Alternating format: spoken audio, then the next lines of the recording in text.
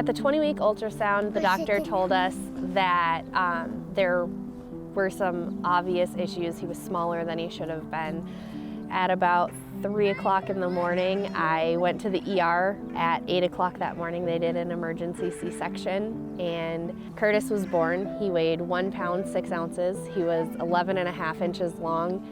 And one of the first things that I remember the doctor telling me is he would do his best, but he wasn't making any promises, so try not to get too attached.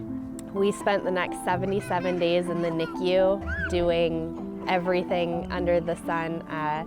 He was intubated for 43 days, I think. He's had quite a few issues. His lungs being premature. He has had probably close to 24 hospital stays since he was born. He gets rhinovirus, which to most people is the common cold, but to him, he can't breathe. His lungs start getting fluid in them, and it's always a hospital stay.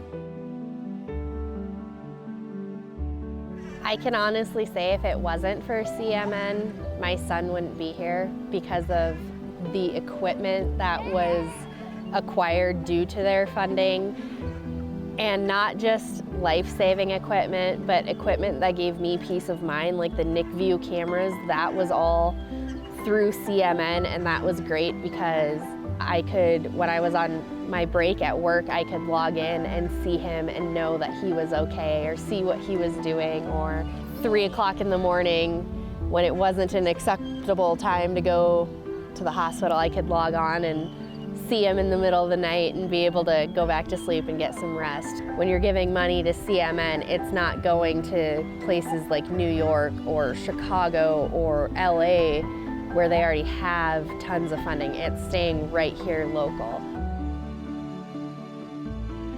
The definition of a hero, I would just honestly tell them my son, because on my hardest days, he was what pushed me to keep going.